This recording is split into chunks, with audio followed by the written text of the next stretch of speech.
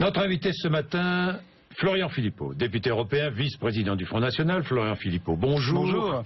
Partons très vite avant d'entrer dans le vif du sujet, mais une question qui me tient à cœur, parce que j'aimerais comprendre. En Seine-Saint-Denis, à Noisy-le-Grand, vous avez un conseiller municipal, Front National, qui s'appelle Maxence Buté. Il a 22 ans, il est converti à l'islam, et vous l'avez suspendu provisoirement du Front National. Mais pourquoi ? Alors, ça n'a strictement rien à voir avec sa conversion. La conversion à une religion, ici à l'islam, est un acte privé, et le Front National, comme vous le savez, s'adresse à tous les Français. Oui. C'est d'ailleurs le seul parti qui ne regarde pas les origines, les religions, etc. Tous les partis s'adressent à tous les Français. Beaucoup raisonnent en termes de communauté, de clientèle, etc. Le Front National, lui, est l'antidote au communautarisme parce qu'il considère les Français comme des Français. Donc ça n'est pas le problème. Ce qui a posé problème, ce qui a posé question localement, c'est qu'il y a eu des accusations de prosélytisme en interne au sein du parti. Or, nous défendons la laïcité pour la France, a fortiori, nous la défendons pour le Front National et à l'intérieur d'un parti. Il dit avoir voulu montrer que l'islam, ce n'était pas le djihad. C'est plutôt positif, mais non ? ça, il peut le faire dans une conversation. Il est parfaitement libre de le faire en tant que citoyen, qu'individu. Oui. Il ne faut pas utiliser pour cela, en revanche, les fichiers du Front National ou s'adresser en interne, par voie de messagerie Internet, au cadre du Front National. Là, on sort complètement de ce qu'est la laïcité et des règles acceptables dans un parti politique, quelle que soit la religion d'ailleurs. Donc on va essayer de voir calmement ce qui s'est passé réellement, parce que moi je ne sais pas encore exactement ce qui s'est passé, est-ce qu'il y a eu prosélytisme ou pas. C'est pour ça que la commission des conflits, et non pas de discipline, est convoquée. Et en attendant, logiquement, ce jeune élu est suspendu, mais ça c'est l'application des statuts. Donc je crois qu'il faut prendre les choses très sereinement, très calmement, et nous verrons bien. Bien. Florian Philippot, plusieurs déclarations ces jours-ci, je sais, vous ont un peu irrité. Non. Non ? Comment non ? Le régime de Vichy est excusable ? C'est, je crois, un sujet qui c'est Jean-Marie Le Pen qui l'a déclaré. Ici même, il y a 8 jours. Il parlait du livre d'Éric Zemmour, je crois. Oui, je vais vous en parler. Permettez-moi d'abord de dire que 70 ans après les événements, moi je veux bien qu'on tourne en boucle sur des choses qui se sont passées il y a 70 ans, mais les Français ont d'autres problèmes actuels qui font que... c'est une façon habile. Non. Oui, je la connais par cœur. C'est ce que vivent... Je vais vous répondre, mais c'est ce que vivent les Français. Ça m'amuse. On est le seul pays qui fait des retours en arrière permanents sur son histoire, alors qu'il faudrait traiter les problèmes actuels. Alors il faut répondre strictement aux questions et ensuite on passe à autre chose. Moi je suis bien d'accord, mais répondez. Ceci dit, j'ai déjà répondu. De mon point de vue, les choses sont claires. Il n'y a rien à sauver dans Vichy parce que Vichy n'était pas la France. Je ne fais qu'appliquer et qu'exprimer la position française qui tenait bon jusqu'à Jacques Chirac, jusqu'à ce que Jacques Chirac la rompe de manière parfaitement imprudente. La preuve, c'est qu'il a ouvert, évidemment, la question historique, la question de la repentance, et qu'on ne sort plus depuis 20 ans de ces débats-là, alors qu'on ferait mieux d'avancer un peu. Moi, je préfère m'intéresser à 2030 et 2040 que 1930 et 1940. Vous ne savez pas de quoi vous parlez. Non. C'est Jean-Marie Le Pen qui l'a dit. J'ai pas vécu les événements. Vous ne savez pas de quoi vous parlez. Je n'ai pas vécu les événements, mais je vous dis, cette position est très claire. Pour moi, la France était à Londres, elle était parmi les résistants, elle était en résistance dans son empire, mais elle n'était pas à Vichy pour une raison simple, c'est que Vichy était un régime d'occupation. C'était une excroissance de l'Allemagne nazie, et donc il n'y a rien à réhabiliter dans Vichy parce qu'il n'y a rien à sauver. Il n'y a rien à sauver dans un régime d'occupation. Ce qui ne veut pas dire qu'il n'y a pas de personnalité. Qui a sauvé des Juifs ? Qui a sauvé des Juifs ? Des Français ont sauvé des Juifs, bien sûr. Non, mais est-ce que le régime de Vichy a sauvé des Juifs ? Non, le régime en tant que tel, non. Les Français ont sauvé des Juifs, et on le sait, et même beaucoup plus que dans d'autres pays. Et on doit en être fiers. Alors, c'est ce que dit Éric Zemmour. Que lui répondez-vous ? Mais je suis de ce point de vue-là en désaccord avec Éric Zemmour. Voilà, ça arrive. Il y a des points. Ça arrive, je peux être en accord sur certains points avec Éric Zemmour, sa critique de l'immigration, sa valorisation de la souveraineté nationale, du patriotisme, la critique qu'il fait de l'Union européenne et de l'euro. Je dis 100% d'accord, et c'est très bien qu'on puisse entendre une voix comme Éric Zemmour, trop rare dans son milieu aujourd'hui, sur nos ondes et sur nos antennes. C'est une bonne chose, et je suis très heureux que son livre se vende bien. Mais je ne suis pas en accord avec tout ce qu'il dit, tout ce qu'il écrit, notamment cette question-là. Du Front National, selon vous ? Sur les questions que je vous ai citées, oui, bien sûr. Je crois que c'est un patriote. Je crois qu'il est réellement patriote, qu'il aime son pays, et j'en suis très heureux parce que ce sentiment est partagé parmi la masse de la population française, mais pas suffisamment au niveau des élites. Bon, alors pour aller vite, c'est bien. La féminisation de la société est-elle responsable du déclin de la France ? C'est ce qu'il dit, lui. Alors, oui ou non ? Je comprends sa thèse et je ne veux pas la caricaturer, mais là c'est aussi un point sur lequel je ne suis pas totalement en accord avec lui. Je pense qu'il est un tout petit peu réac et un ringard de ce point de vue-là. Il faut avancer tranquillement là aussi et et regarder l'avenir. Vous savez, j'ai quelques points de divergence. J'ai quelques points de divergence avec lui, notamment je le trouve un peu trop pessimiste. Moi, je dirais que c'est le fond avec lequel je suis en désaccord. Oui, j'aurais pas appelé le suicide français. Non, ça vous j'aurais plaît pas appelé ça le suicide français. J'aurais appelé ça pour une renaissance française, par exemple. Vous voyez, qu'on soit un peu plus dans l'avenir et dans le positif, parce que il y a quelque chose d'accablant, de triste et de désespérant parfois dans son propos qui, moi, me pose problème.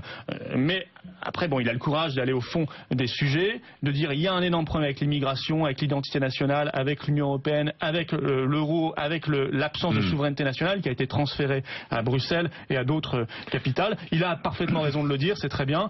Mais nous, en tant que politique, nous sommes là pour proposer des solutions, parce que sinon, on n'a plus qu'à tous se tirer une balle si on considère que tout va mal. Non, on ne doit pas désespérer, on doit croire en la France et changer de politique. De lutte contre le chômage, qui est le cœur finalement de votre intervention ce matin. Mais je voudrais savoir quand même, le 9 novembre, vous serez bien à Colomber-les-Deux-Églises. Oui, bien sûr. Oui, pour honorer Charles de Gaulle. Oui, tout à fait. La mort du général de Gaulle. Avec de jeunes militants du Front National? Non, moi j'y vais à titre personnel. Oui. Florian Philippot, comme je l'ai fait toujours. Et l'an dernier, il y a déjà notamment des jeunes, qui avaient voulu venir également, participer également à l'événement. Ils ont parfaitement le droit de le faire. On a parfaitement le droit d'être gaulliste au Front National. Il y en a même pas mal. On a aussi le droit de ne pas l'être. Le principal, c'est d'être patriote au Front National. C'est pour ça d'ailleurs que nous sommes en capacité de rassembler les Français. On en parlait au tout début d'une interview, parce que nous sommes le seul parti qui pose comme critère aimer la France, croire en elle, et à partir de là, quelle que soit votre qualité de Français, quelles que soient vos convictions, votre passé, vous avez votre place au Front National. On n'aime pas la France. Non, je n'ai pas dit ça, mais quand on est au Front National, en tout cas, on aime la France. Oui, mais quand on n'y est pas, on peut l'aimer aussi. Il y a des réserves immenses de patriotisme dans le pays, bien au-delà du Front National. Notre objectif, c'est de rassembler ces gens-là. Changer le nom dans le Front National. Vous y tenez toujours, franchement? Non, moi je dis qu'on peut avoir un débat sur le sujet. J'ai pas dit qu'il fallait changer de nom. Ah, c'est une évolution. Ah non, j'ai jamais dit ça. Non, j'ai toujours eu la même position. J'ai dit, on peut avoir un débat sur toutes les questions. C'est pour ça d'ailleurs qu'on va s'adresser aux adhérents, mais pas maintenant, en 2015, sur différents sujets de fond. Dont celui-là. Peut-être, oui, sûrement celui-là aussi. Peut-être, sûrement, oui, non. Le questionnaire n'est pas encore écrit, donc je ne peux pas vous confirmer à 100%. Mais a priori, oui, il y aura une question sur le nom du Front National, parce que ça peut être un débat, ça peut être une question. Donc l'année prochaine, vous envisagerez de changer de nom? Débat. On posera peut-être la question aux adhérents, mais c'est pas une question, si vous voulez, prioritaire. Pourquoi est-ce que sur Twitter vous n'écrivez plus Front National, mais Front National RBM? Mais parce que nous sommes le Front National et le Rassemblement Bleu Marine. Et c'est formidable, le Rassemblement Bleu Marine aussi. Pourquoi? Parce que le Rassemblement Bleu Marine, c'est de montrer qu'on peut dépasser les frontières du Front National pour tendre la main à tous les patriotes d'où qu'ils viennent, de gauche et de droite. Le Rassemblement Bleu Marine, ce sont tous ces collectifs socioprofessionnels qu'on est en train de monter auprès des étudiants, des enseignants, changer de des jeunes pour accélérer la dédiabolisation? Pourquoi? Non, il n'est pas question d'abord de changer de nom. Alors maintenant, il n'est pas question. Il n'a jamais été question là de changer de nom, M. Bourdin, jamais. Il a été question. Extraordinaire. Il s'agit de consulter les militants. Oui. Mais il n'est plus question de changer de nom, quoi. D'ailleurs, vous consultez, mais vous avez décidé de ne pas changer. Si nous voyons que les adhérents, très majoritairement, nous disent qu'il faut changer de nom, alors on se posera la question. Alors vous envisagerez de changer de nom. On respecte la démocratie interne. Peut-être s'ils y veulent majoritairement. Vous voulez dédiaboliser le Front National? Je crois que la dédiabolisation, c'est terminé. On est dans l'étape d'après maintenant. On est dans l'étape pour prendre des distances avec qui? De l'accession au pouvoir. Non, avec certains membres du Front National qui... Il n'y a plus qu'à... Non mais si vous voulez, la dédiabolisation... Serait des boulets que vous traînez au pied? Il n'y a aucun boulet au Front National. La diabolisation... Même le président d'honneur? Non, sûrement pas. La diabolisation, elle n'existe qu'au sein encore d'une petite caste, qui dès qu'elle entend bleu, blanc, rouge, France, nation, et a fortiori, le parti qui porte ses idées, c'est un Front National, crie, s'énerve, s'agace et insulte. Ça, c'est la caste. Bon, très bien, mais ça représente une toute petite minorité de Français. Dans la grande masse populaire des Français, la dédiabolisation est achevée. Et nous sommes aujourd'hui dans l'étape d'après, on l'a vu aux élections européennes, nous sommes arrivés premier parti de France, qui prouve bien que la dédiabolisation est achevée, sinon on ne serait pas en tête avec 25% de voix, et nous avons de sérieux espoirs pour les élections qui viennent. Oui, cela dit, vous n'êtes pas les seuls à vouloir changer de nom. Le PS veut changer de nom, l'UMP veut changer de nom, vous envisagez de changer de nom. Si vous voulez... Enfin bon, c'est quoi? Ça veut dire que la crise politique est sérieuse en France? Ça veut dire que vous êtes décrédibilisés, vous comme les autres? Généralement, PS et UMP, ça traduit une guerre des chefs en interne, et que ça, et rien que ça. Mais si le Front National un jour devait changer de nom, c'est parce que ça traduirait un rassemblement de patriotes plus large que le Front National. Il y aurait une raison de fond, une raison politique. Au PS et à l'UMP, on sort les couteaux, on s'agresse entre petits chefs parce qu'ils n'ont pas de leader, parce qu'ils n'ont pas d'idées, parce qu'ils n'ont rien à proposer aux Français. Alors la nature politique ayant horreur du vide, elle comble l'absence d'idées par la guerre des petits chefs. Est-ce que François Hollande ira au bout de son mandat, selon vous? Je n'en suis pas certain. Vous n'êtes pas certain? J'en suis pas certain. Je pense qu'il s'accrochera au maximum, manifestement, parce que... Est-ce que vous souhaitez, parce que vous le souhaitez, Marine Le Pen l'a dit, vous l'avez dit, vous souhaitez des législatives anticipées? Oui, bien sûr, une dissolution de l'Assemblée nationale. Je vois d'ailleurs qu'on a été rejoint dans cette demande ce week-end par M. Bayrou. Oui. Mais lui, si vous voulez, la différence de nous, on veut arriver au pouvoir pour changer les choses. Lui, il veut renforcer le système en place parce qu'il nous a dit je veux une législative anticipée pour pouvoir ensuite travailler avec M. Valls et M. Juppé. Ben, c'est la sainte alliance UMP, PS, centre. Mais vous, au moins les choses sont claires. Bon. M. Bayrou clarifie la situation politique française. Législative. Bon, vous serez peut-être, je sais pas, moi...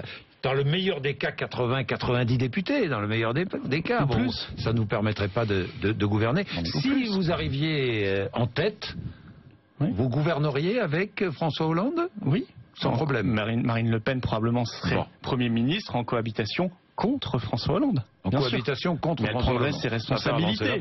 Non mais attendez, on n'est pas... Oui, mais je crois que la meilleure manière d'assumer ses responsabilités, c'est pas de concourir à une élection pour dire ensuite, mais on veut surtout pas du pouvoir. Non, on assume. C'est pas facile. La situation sera très compliquée de tous les points de vue, mais on ira au charbon parce que nous, on aime se retrousser les manches et travailler dans l'intérêt du pays et de nos compatriotes. Alors, pour lutter contre le chômage, quelles sont vos solutions? D'abord, moi, ce qui m'intéresse, c'est le marché du travail. Est-ce qu'en France, on doit réformer le marché du travail? Est-ce que vous proposez une réforme du marché du travail? Non, si vous voulez, dans le marché du travail, il y a le mot travail. Donc il faut déjà qu'il y ait du travail en France, avant de parler du marché du travail. Bah oui, c'est un vrai problème aujourd'hui. On a 5 millions de chômeurs au bas mot. Peut-être faut-il réformer le marché du travail pour donner du travail. Oui, on peut aussi supprimer toutes les règles et puis on verra bien ce qui se passe. C'est ce que proposent beaucoup. Oui, je sais. C'est écrit dans tous les rapports de la Commission européenne. Vous savez ce qu'ils proposent? La Commission européenne. Oui, mais c'est la grande inspiratrice de tout cela. On supprime les CDD et le CDI. Création d'un contrat de travail unique. J'entends tout cela. Non, le contrat unique, il existe déjà aujourd'hui. Il s'appelle le CDD. Voyez-vous, malheureusement, de fait. Enfin, 80% des salariés sont en CDI. Et aujourd'hui, les créations de nouveaux emplois sont très majoritairement des CDD, quasiment exclusivement des CDD, ce qui prouve que de fait, c'est la société du Kleenex, du salarié Kleenex. Mais est-ce que vous êtes favorable à une réforme du marché du travail, c'est-à-dire à la création d'un contrat unique, oui ou non? Non, je pense qu'il faut aller vers une société du CDI. Et pour cela, il faut recréer de l'emploi. Parce que voyez-vous, quand il n'y a pas d'emploi, je finis juste mon raisonnement, quand il n'y a pas d'emploi, c'est le salarié qui est en position de faiblesse dans les négociations et donc il accepte tout. Il accepte la précarité, il accepte le moindre temps partiel qu'on lui donne subi, etc., etc. Moi, je dis qu'il faut recréer de l'emploi en France et c'est possible. Nous sommes la 5e puissance économique mondiale. Il faut juste changer de politique européenne et politique économique. Alors, je connais vos arguments, mais le patronat, notamment, dit non, il nous faut plus de flexibilité. Absolument, il faut pouvoir licencier plus facilement, pour pouvoir engager plus facilement. Vous êtes d'accord ou pas avec ça? Enfin, écoutez, ça fait 30 ans qu'on entend ça. Et ça fait 30 ans qu'on va plutôt dans ce sens-là, d'ailleurs. Bon, non. Vous êtes contre. Vous êtes contre. Mais oui, je suis contre. Toute flexibilité donnée aux chefs d'entreprise, vous êtes contre. Qu'il y ait de la flexibilité en période de plein emploi, oui. Qu'il y ait de la flexibilité aujourd'hui où il manque 5 millions, où il y a 5 millions de chômeurs, ce serait une folie. Il faut faire les choses dans l'ordre. Aujourd'hui, le gros problème de la France, c'est qu'on n'aborde pas certains débats. On refuse par idéologie. C'est pas ça les vrais débats qu'on n'aborde pas. Ça, c'est dans tous les rapports aussi de la Commission européenne. Les vrais débats qu'on n'aborde pas, c'est l'euro. Pourquoi on n'en parle pas en France? C'est quand même extraordinaire.